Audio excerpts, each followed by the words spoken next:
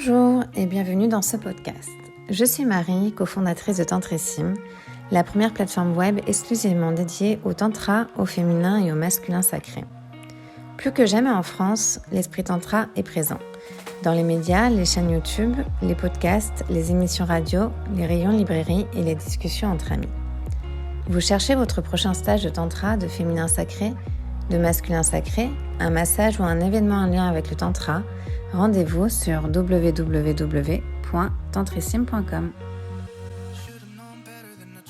Aujourd'hui, nous vous proposons un voyage au cœur du féminin sacré, ce mouvement puissant et profondément engagé, invitant les femmes à partir à la rencontre de leur part divine, de leur nature profonde et sauvage. C'est Camille Spez, notre invitée aujourd'hui, qui nous éclaire pour mieux comprendre ce qu'est le féminin sacré et tenter d'en percer les mystères. Bonjour Camille. Bonjour Clémence. Merci d'être avec nous aujourd'hui. Vous êtes psychologue clinicienne, formatrice et auteure de La puissance du féminin aux éditions Le Duc, un livre qui a fait beaucoup parler de lui et a éclairé le chemin de nombreuses femmes sur le retour à leur féminin sacré. Pour les personnes qui découvrent aujourd'hui cette notion, quelle définition on pourrait en donner de ce féminin sacré ? Alors en fait, c'est un terme avec lequel qui reste toujours pour moi un peu mystérieux. Je dirais que pour moi, il y a trois choses dans le féminin sacré. La première chose, c'est que c'est une étape de notre histoire collective. C'est cette étape de la préhistoire, justement, avant l'arrivée de l'écriture, avant l'arrivée du dieu orage. Et donc cette étape où les hommes et les femmes vénéraient un divin aux formes féminines. C'était l'époque où on ne savait pas que les hommes étaient responsables de la procréation, donc on pensait que les femmes faisaient des bébés toutes seules et donc elles avaient un pouvoir comme ça magique. Et peut-être au-delà de ça, le féminin sacré, donc c'était cette force de vie qui permettait la naissance, la création de la vie, mais c'était aussi la qualité, cette mère nourricière, de pouvoir d'avoir des terres fertiles. Et puis, c'était ce qui permettait aussi la mort et la renaissance. Donc, le féminin sacré, c'est une étape de notre histoire, ou en tout cas, c'est ce qui était vénéré à cette époque-là de l'histoire. C'est aussi aujourd'hui un courant de développement personnel. Et donc, c'est là-dedans, en fait, c'est comme j'ai l'impression, un grand sac dans lequel on mettrait plein de choses différentes, du tantra justement, mais aussi le lien avec les cycles, tout ce courant dans lequel moi j'ai plongé, il y a une quinzaine d'années, en me posant cette question, qu'est-ce que ça veut dire de devenir une femme, d'être une femme? Je dis de devenir parce que c'était le moment où moi je devenais femme, mais il y a une recherche comme ça, je vois dans ce courant-là, en tout cas, des femmes qui s'interrogent sur leurs valeurs en tant que femmes et est-ce que ça a quelque chose de spécifique? Est-ce que je suis simplement un être humain? Voilà, donc il y a cette question qui met en mouvement, je dirais, énormément de femmes et qui vont explorer des choses très variées dans ce courant du développement personnel qui s'appelle le féminin sacré. Qui est en train de s'appeler comme ça de plus en plus en ce moment, même si c'est quand même une étiquette qui je trouve étrange. Et puis, donc ça, c'est la deuxième réponse, quoi. Et la troisième, pour moi, c'est peut-être aussi la plus intéressante, c'est une sorte de vibration. Et c'est finalement l'énergie de ce féminin-là. Pour moi, c'est l'énergie peut-être de l'étreinte ou du geste qu'une mère pourrait avoir pour son enfant. Donc cette énergie d'accueil, en fait, qui est capable d'ouvrir les bras, je dirais, et tout accueillir. Et ça, je pense qu'en fait, il y a quelque chose de cette vibration-là qui émerge de plus en plus à l'intérieur de chacun probablement et dans nos relations, les uns avec les autres, dans notre désir de prendre soin les uns des autres, de prendre soin de la terre. Et donc il y a vraiment, je ne saurais pas trop comment le décrire, mais je pense qu'il y a vraiment quelque chose qui s'installe dans l'humanité aujourd'hui, enfin l'humanité j'en sais rien, mais en tout cas au moins en France, euh, dans ce dans ce désir d'ouvrir les bras, d'accueillir, et ça c'est de l'ordre aussi pour moi de ce féminin divin, si on fait référence à cette mère divine qui était là à la préhistoire, quoi. Aussi, quelque part. entre les femmes entre elles, mais aussi Ouais. comme, vous disiez avec, la terre, avec cette terre nourricière dont finalement qui rappelle encore aujourd'hui à cette harmonie, à un rééquilibrage aussi peut-être? Oui, en tout cas, il y a quelque chose dans dans ce courant du développement personnel qui est en lien, enfin pour moi ça vient quand même au départ des États-Unis, hein, et c'est en lien avec, les écoféministes américaines qui ont pris conscience, enfin qui ont, oui, pris conscience et du coup dénoncé le fait que, la terre était traitée comme le corps des femmes, hein, comme une propriété de l'homme finalement, comme, et du coup, avec cette prise de conscience, enfin, cette prise de conscience a alimenté ce mouvement écoféministe de prendre soin de la terre et de prendre soin de son corps en tant que femme et de revendiquer, voilà, la liberté sur notre corps. Donc je dirais que ça s'inscrit aussi là-dedans. Mmh. Ouais. Mmh. Et dans votre livre, vous dites avoir rencontré votre féminin sacré ou votre féminin profond, comme vous aimez l'appeler, à l'occasion du premier cercle de femmes auquel vous avez participé. Et qu'est-ce qui s'est passé pour vous à ce moment-là? Qu'est-ce que dans cette rencontre avec ce féminin? En fait, c'est comme si à ce moment-là, j'avais pris conscience que, c'est vraiment cette histoire de valeur. Comme si j'avais pris conscience qu'il y avait quelque chose à valoriser dans mon genre féminin, dans mon identité de femme, dont on m'avait jamais parlé avant, en fait. Et donc, bon, c'est un peu, voilà, forcément, le premier cercle de femmes, c'est l'occasion de renouer avec mon féminin, mais en fait, c'est renouer avec mon féminin, ça a été pour moi tout un parcours, je dirais, justement, de développement personnel, de quête identitaire, de reconnexion avec différentes parties de moi. Donc, c'est pas que j'ai trouvé une chose en particulier, mais à l'occasion de ce premier cercle, j'ai vraiment compris qu'il y avait de la valeur dans le fait d'être une femme, dont on m'avait jamais parlé, et que j'allais pouvoir tirer ce fil-là, justement. Et donc c'est en fait, c'est ce fil et c'est cette recherche, hein, qui m'a amenée dans différents environnements, finalement, à aller récupérer peut-être des parties de moi. Mmh. Par exemple, ma sensibilité, par exemple, la nature cyclique de mon corps, et puis, une certaine forme de pouvoir que j'avais laissé à l'extérieur, enfin un certain nombre de choses, je dirais, toujours portées par cette question de, ma valeur en tant que femme. Mmh. Oui, parce que c'est vrai que cette question, comme vous disiez tout à l'heure, c'est quoi être femme? Parce qu'on est dans un corps de femme, mais on ne sait pas toujours vraiment, finalement, ce que c'est que d'incarner son essence, réelle aujourd'hui. Bah, c'est-à-dire que moi, en tant que femme, en tout cas, j'avais grandi avec un peu un double discours. Ce que j'entendais, c'était que, homme ou femme, peu importe, j'allais avoir la même liberté, les mêmes droits, je sais pas, la même carrière, que si j'étais un homme. Enfin, c'était même pas que si j'étais un homme, il y avait même pas de comparaison, c'était peu importe, en fait, mon genre. Et en même temps, j'ai été élevée par des parents, dans un schéma, je pense, assez caricatural, d'un père, plutôt dominant, d'une mère plutôt dominée, et donc du coup, je voyais bien que pour adhérer à cette autonomie dont on me parlait, hein, et à cette liberté, il fallait que je mette de côté un certain nombre de choses, notamment ma sensibilité dont je parlais à l'instant. Hem Et donc, heu, il y avait vraiment pour moi cette question de, finalement, j'avais mis beaucoup d'étiquettes sur le fait d'être une femme, beaucoup d'étiquettes négatives, je dirais. Et à l'occasion de ces rencontres, des cercles de femmes, j'ai commencé à prendre conscience qu'en fait, il y avait quelque chose de positif aussi inhérent, en fait, d'être une femme. Je ne sais pas si c'est en lien avec mon essence ou si c'est en lien avec le fait qu'en tant que femme, je suis l'héritière de 5000 ans de patriarcat et donc à une place particulière. Mais en tout cas, le fait d'être une femme, c'était pas anodin.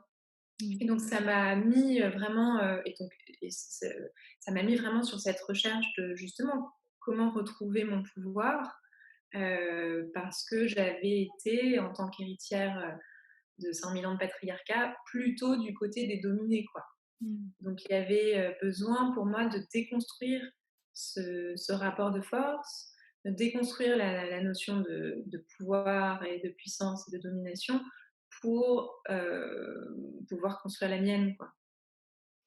Oui et revenir, aussi peut-être à cette idée d'accueil aussi, de soi, des autres, de Ouais, ouais, c'est ça. D'abord de soi, Ça veut dire d'abord de pouvoir, accueillir, toutes ces parties de moi que j'avais mises de côté, tout ce que j'avais étiqueté aussi comme non conforme, comme pas OK, je peux pas me permettre de faire ci, faire ça, dire ci, penser ça. Donc tout ce que j'avais mis de côté finalement, plus je prenais confiance en moi et plus je voyais ma valeur, plus j'étais capable aussi d'accueillir ces parties de moi que j'avais rejetées, refoulées ou qui étaient inconscientes ou cachées quoi, peu importe. Et donc dans ce processus-là, de m'accueillir toujours plus, bah, aussi évidemment, ça s'est fait dans l'accueil de l'autre. C'est-à-dire que plus je peux m'accueillir telle que je suis, plus je peux accueillir l'autre tel qu'il est, quoi. Mmh. Ensemble, ouais. Et incarner pleinement son féminin aujourd'hui, ça veut dire quoi? Alors pour les femmes d'aujourd'hui, comment elle peut se déployer cette vague d'accueil et de féminin et de se reconnecter à toutes ces parts de soi, dans toutes les parts de notre vie aussi, dans notre vie familiale, professionnelle, sociale, sociétale? Qu'est-ce que Ouais. qu'est-ce que ça implique aujourd'hui? Bah, on voit beaucoup aujourd'hui, enfin depuis 2 ans, l'importance de faire reconnaître, enfin de dire des choses qui ont été tues. Je pense aux abus, je pense aux incestes en ce moment. Donc il y a vraiment quelque chose dans cette posture, on va dire, du dominé ou de la victime, hein, même si en fait on sait bien, je sais bien que, c'est pas une histoire de bourreau-victime et qu'il faut sortir de ça, hein. Mais quand même à un moment reconnaître que dans cette posture où j'ai été dominée, il y a des mécanismes qui sont à l'œuvre, qui sont probablement présents dans toute la société, dans l'inconscient collectif de chacun et donc du coup d'une certaine manière, on hérite de ça, hein, et donc on a pu vivre ça ou subir ça. Donc le fait de pouvoir le nommer, libérer la parole, reconnaître, là aussi l'enfant blessé par exemple qu'on a été ou l'enfant victime qu'on a été, je pense que c'est une des manières de retrouver sa puissance, hein. Heu et ce serait peut-être la première étape parce qu'en fait, finalement, heu, évidemment, c'est pas quelque chose qui est forcément entendable, comme ça, je sais pas, au premier degré, mais d'une certaine manière, ça a un sens aussi d'avoir été dans cette posture, hein. Je dirais, si je parle juste de mon histoire, d'avoir été dans une posture de femme, qui a longtemps cru qu'elle devait être soumise à l'autorité, aux hommes et cetera, bah, c'est aussi ça ce qui a fait qu'à un moment j'ai eu vraiment un désir de me mettre en chemin et de sortir de ce carcan-là, hein. Donc et ça a eu un sens pour moi dans ma vie en tout cas. Donc et ça aussi reconnaître l'utilité de tout ce que j'ai vécu, c'est ce qui me permet de sortir du statut de victime. Et donc, quand vous parlez de voilà, retrouver sa puissance, c'est aussi retrouver ses responsabilités d'une certaine manière et sa capacité à faire. Et ensuite, ça se manifeste, ben, je pense, dans tous les endroits de notre vie. Enfin, je pense qu'il y a une histoire de sortir de son statut de victime, hein, de le nommer et de retrouver ses responsabilités. Et puis, il y a aussi les libertés qu'on se donne. Parce qu'aujourd'hui, bah, en tant que femme, en tout cas moi, dans la manière dont j'ai été élevée, j'ai en théorie beaucoup de liberté. Et en même temps, il y a plein d'endroits dans ma vie où je m'auto-limite encore, où je me censure, où je m'empêche, où je reste enfermée dans des rôles. Et donc cette liberté-là intérieure, pour moi, c'est un long chemin quoi, d'arriver à l'acquérir. Mmh. Donc ce serait ça aussi. Et donc cette liberté, elle me permet en fait voilà, de m'autoriser à faire tout ce que je croyais pas possible, quoi. Comme vous dites, quel que soit le domaine, que ce soit professionnel, au niveau du couple, de la maternité, enfin toutes ces questions où finalement on demande aux femmes d'être dans un certain rôle, hein, dans certains schémas. Ma liberté, c'est d'arriver à sortir de ces schémas. Mmh. Oui, il y a quelque chose, hein, même en ce moment, dans l'air un peu de tout ce qui se passe, qui appelle comme ça à sortir des schémas, à sortir des idées préconçues ou de ce que l'on nous a aussi Mmh. inculqué ou que l'on a hérité consciemment ou pas consciemment. Mais cette notion, en effet, de revenir à sa propre liberté et Mmh. de réinventer aussi les règles, de Mmh. réinventer le cadre dans lequel on peut aussi être en mouvance et éclore notamment. en tant Ouais. que femme, mais aussi comme, parce que c'est chez tout le monde, je crois, qu'il y a ce besoin de retrouver sa parole, de la libérer et de Oui. Et c'est aussi, je pense, un mouvement, c'est libérer sa parole et c'est libérer aussi du coup, enfin, il y a beaucoup de mémoires, je pense, qui ont à être libérées, des mémoires familiales, mais des mémoires aussi collectives. Donc chacun dans son histoire, on a, par, l'unicité de notre histoire, on a la possibilité de libérer un certain nombre d'empreintes, je dirais, ou de croyances ou de schémas propres à, voilà, à notre histoire, à notre famille, mais finalement qui sont universels. Donc c'est un processus de libération, mais du coup aussi oui, vraiment de nettoyage ou de guérison de ces mémoires-là. Mmh. mmh. Pourriez-vous expliquer à nos auditrices et auditeurs ce que sont les cercles de femmes et les tentes rouges?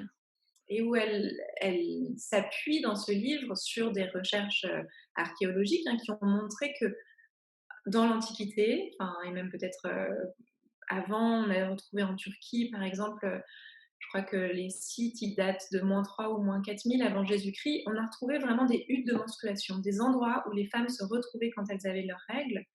Et donc, ça, c'est quelque chose qui perdure dans certaines traditions, hein, notamment dans la tradition amérindienne, où pendant 3 jours et 3 nuits, les femmes se retirent de la communauté pour être entre elles, se ressourcer, se relier à leur intuition, revenir à l'intérieur. Et sur cette base historique, je dirais, et à partir du roman aussi d'Anita Diamond, il y a un mouvement qui est né aux États-Unis, mais qui existe aujourd'hui un peu partout dans le monde occidental, où les femmes vont dans ces espaces, donc dans ces tentes rouges ou dans ces cercles, pour se ressourcer. Donc évidemment, c'est pas au moment de leurs règles, hein, mais c'est un espace où on revient chaque mois pour revenir à l'intérieur. Et c'est vraiment la valorisation de tourner mon attention à l'intérieur, pouvoir m'écouter pour être plus proche, au plus proche de ma vérité, je dirais, des messages de mon âme, de mon être profond, enfin peu importe, hein, on l'appelle comme on veut, mais c'est vraiment des espaces où on vient écouter la vérité qui est à l'intérieur. Et c'est comme une écologie personnelle, le fait d'y revenir régulièrement et d'y revenir chaque mois, euh, ça permet de peut-être être moins, enfin, d'équilibrer la tendance qu'on peut avoir à se tourner vers l'extérieur, à avoir envie de, je sais pas, d'écouter l'autre, de faire passer les besoins des autres avant nous, de regarder comment les autres font. Et là, en fait, c'est vraiment un mouvement qui nous ramène à notre centre, quoi. Et donc, il y a quelque chose dans ces cercles de femmes et aussi dans leur nature cyclique, hein, dans le fait qu'on y retourne, qui est pour moi vraiment ouais, de l'ordre d'une écologie intérieure pour garder le lien avec soi, quoi. Mmh. Un Mmh. processus de régénération aussi, est-ce qu'on pourrait dire ça? Ouais, exactement, c'est vraiment des espaces de ressourcement, quoi. C'est tout à fait ça. Donc en fait, dans ces cercles, on s'écoute. Les femmes prennent la parole l'une après l'autre, il y a pas de commentaires, il y a pas de jugement, on ne rebondit pas sur la parole, qui a été posée, pour permettre de descendre en dessous de la couche, de la communication, superficielle, un peu du bavardage dans lequel on peut être quand on est en société, pour finalement oser parler des choses dont on ne parle pas, oser nommer les choses comme on ne s'autorise pas à les nommer habituellement, et donc dans ce processus-là, vraiment se regarder en face. Mmh. Il y a beaucoup de femmes encore aujourd'hui qui ont peur de traverser ces espaces, de rentrer dans ces espaces de parole, d'être en présence comme ça aussi d'autres femmes et qui ont aussi peut-être perdu l'habitude d'être, écoutées ou de s'accorder, le droit de parler. Heu, Mmh. Qu'est-ce que vous pourriez leur dire à ces femmes qui ont peur de venir dans ces espaces, qui ne savent pas tellement, ce Ouais. qu'elles vont trouver finalement? C'est ça, parce que ça finalement, c'est assez mystérieux. C'est-à-dire que, bah, on peut se demander quel est le but, qu'est-ce que ça va m'apporter, mais pourquoi il y a besoin d'être entre femmes? Enfin, il y a quelque chose de particulier dans le fait de se réunir pendant un temps donné avec une méthode de communication particulière qu'entre femmes. Je pense que la peur, elle est souvent, équivalente au désir. C'est-à-dire que si on a peur, c'est qu'on se doute bien qu'il y a quelque chose à y trouver pour soi. Hem Et que finalement, moi j'ai vécu des cercles très différents. C'est-à-dire qu'il y a des cercles où en fait, c'est assez léger, joyeux, voilà, on dépose des choses, mais il se passe rien de particulier, je dirais. Enfin, j'ai pas envie de banaliser ces espaces, mais et puis il y a des cercles aussi où on entend une parole qui nous bouscule, qui nous touche, qui nous remue. Moi, je crois que si on vit ça dans un cercle, c'est aussi qu'on est capable de le digérer, hein. Donc ça vient, parfois, ça vient un peu bousculer. Surtout, ça vient nourrir. Moi, je crois que ça vient vraiment nourrir des parties de nous qui ont besoin de vérité, quoi, qui ont besoin d'entendre une parole vraie, heu qui ont besoin d'entendre une parole qui vient des profondeurs. Et en fait, il y a peu d'espace dans nos vies où on peut se nourrir comme ça de la parole des unes et des autres. Donc je leur dirais d'oser, franchir la porte. Mmh. Et dans votre livre, vous évoquez le mariage de la puissance et de la vulnérabilité comme l'unicité vers, le un, vers, l'union un petit peu comme ça retrouvée. Ces 2 termes qui paraissent opposés, mais qui finalement, viennent, fusionner presque pour, créer une autre vérité. Et c'est une philosophie que partage la voie du tantra, évidemment. Et pour vous, du coup, quel lien partage le féminin sacré et cette voie du tantra? Alors déjà, pour revenir sur la puissance et la vulnérabilité, en fait, il y a vraiment quelque chose dans cette notion de puissance qui est différent du pouvoir sûr, en fait. La puissance, c'est vraiment comme le pouvoir du dedans, hein, dont parle Starhawk, qui est cette écoféministe américaine. C'est-à-dire que j c'est parce que j'accepte de me sentir vulnérable que je peux aussi me sentir puissante. Sinon, je suis dans quelque chose de l'ordre de la force, et de la dureté, hein, de la carapace qui tient bon, qui ferme, qui supporte, enfin qui subit les choses. Et donc cette force, elle m'entraîne dans la domination. Mais une puissance qui aurait quelque chose de créateur, elle existe parce que aussi je sais que je suis vulnérable, hein. C'est les 2 facettes d'une même pièce, je dirais. C'est pas forcément que ça il y a une union entre les 2, mais c'est juste que ça va nécessairement ensemble. Heu et pour moi, en tout cas, dans cette recherche de qu'est-ce que ça veut dire être une femme? C'est quoi la valeur, de mon féminin? Et cette question-là, elle m'a amenée dans des espaces de tantra justement donc pour le tantra, c'est pareil, hein, enfin moi je suis pas spécialiste du tout, hein, mais c'est un terme qui recouvre une réalité très vaste, que ce soit cette dimension spirituelle que vous évoquez, la voie, l'union enfin c'est-à-dire, ouais, l'union des polarités ou l'accueil heu, avec autant de valeurs de ce qu'on juge mal et de ce qu'on juge bien. Donc c'est autant ça que, aujourd'hui, le courant du tantra, en tout cas en France, dans ce courant type de développement personnel, c'est, des espaces pour aller travailler la relation à l'autre, la relation homme-femme, la sexualité. Donc il y a plein de choses, je dirais, Mmh. dans ce monde-là aussi. Mais en tout cas, moi, j'ai eu besoin à un moment, dans cette quête de retrouver ma puissance, d'aller m'interroger sur la sexualité et de changer de regard, par rapport à voilà, peut-être le regard, dont j'avais hérité de la société, pour y retrouver ma liberté à dire non, à me positionner, à voir la sexualité comme quelque chose de sacré, de beau, et aussi à désactiver, je dirais, voilà, tous les mécanismes de défense ou les croyances que j'aurais pu installer, autour de ça. Mmh. C'est aussi, un retour au corps, ce féminin, Ouais, le retour à sa propre chair, à ce qui s'y passe, à ce qu'on ouais, retient aussi à l'intérieur de nous. ouais. Mmh. Ouais, exactement. Et ça, pour le coup, c'est vraiment aussi cet héritage, hein, du patriarcat où, les femmes étaient, la madone ou la putain, que revenir à son corps, au plaisir, c'est quelque chose qui est complètement, enfin, en tout cas, qui pendant des millénaires a été complètement tabou et dévalorisé. Donc aujourd'hui, évidemment, on a beaucoup de liberté par rapport à ça et en même temps, on est encore dans une société où, le plaisir des femmes n'est pas, la priorité, je Ouais. dirais, ou en tout cas, n'est pas chose commune. Enfin, donc il y a encore des choses à restaurer, je dirais, à cet endroit-là, clairement. Oui. Donc voilà, pour moi, le tantra, c'est venu, dans ce désir de restauration. Mmh. Et enfin, vous avez une formule très belle pour évoquer l'essence du féminin, parce que vous écrivez que cette voix du féminin, c'est embrasser le mystère des choses et s'abandonner à la vie, à ses mystères.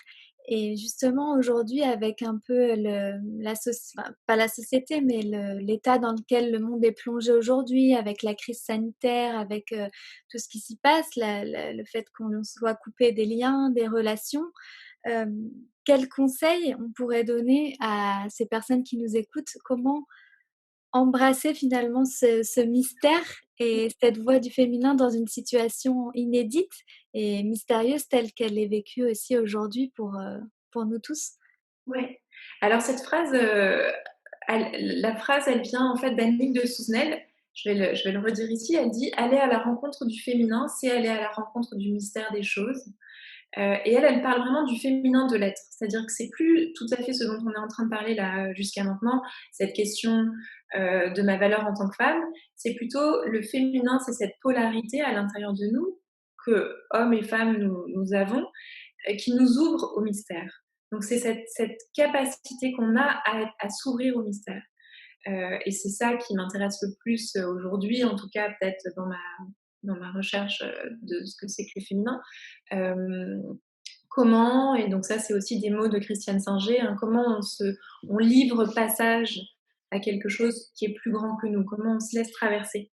Et c'est pour ça que c'est aussi des choses qui se travaillent dans les cercles de femmes, parce qu'on est dans les cercles dans cette posture d'écoute, hein, et de disponibilité pour se laisser traverser.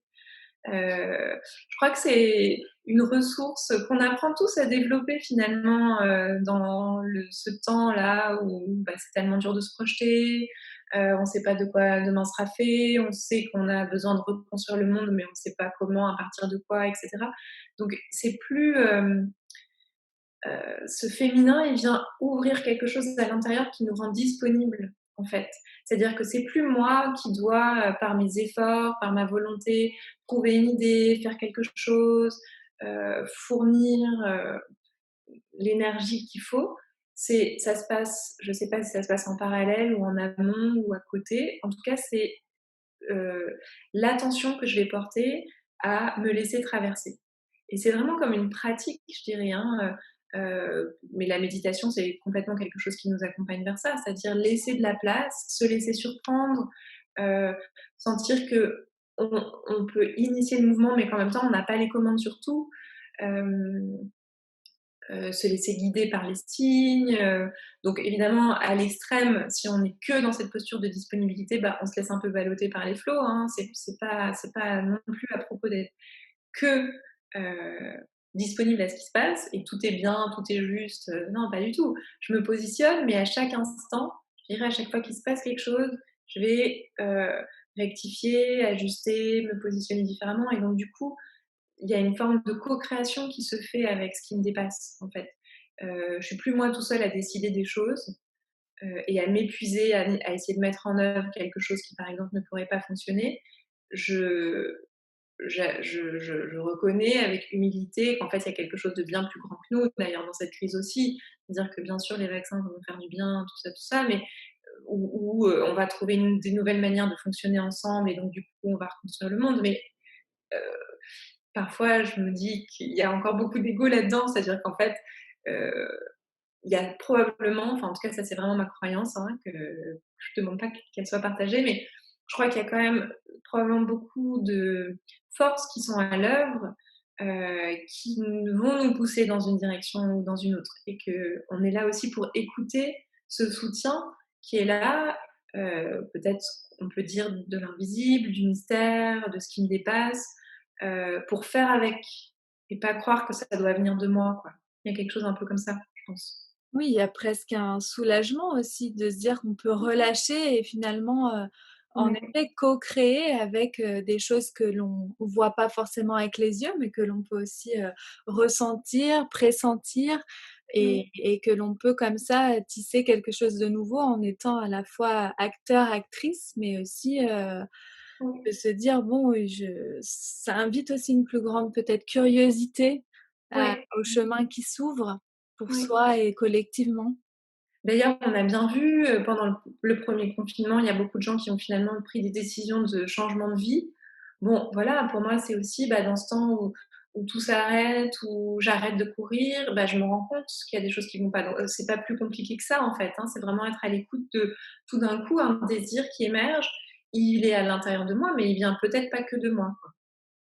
Est-ce qu'il y a peut-être aussi un retour quelque part à la simplicité aussi d'être et de cesser de vouloir, trop faire tout le temps? Oui, je pense que moi, j'en suis loin de ça.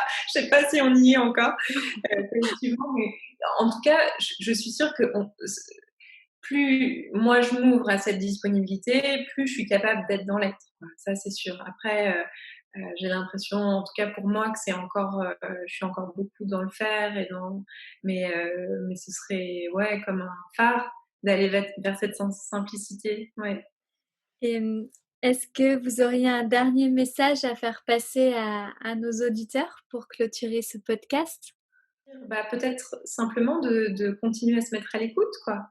De continuer à écouter, ce qui nous échappe, ce qui nous dépasse avec curiosité, comme vous disiez, et je pense que c'est un bon conseil pour ces temps. Merci beaucoup Camille d'avoir pris le temps de répondre à toutes nos questions pour, Tantrissime et pour nos auditeurs. C'était un honneur pour nous de vous avoir en tant que première invitée pour, le premier podcast de notre plateforme. Bien, merci beaucoup pour, tous ces mots partagés et ce chemin, ce partage de chemin qui ouvre la voie aussi, à beaucoup d'autres. Mmh. Et merci à vous. Merci à vous Clémence et à toute l'équipe de Tantrissime. Merci. Vous venez d'écouter Tantrissime, le premier podcast réservé aux amateurs de tantra, de féminin sacré et de masculin sacré. À bientôt sur la chaîne Tantrissime pour de nouveaux épisodes conscients, vivants et vibrants.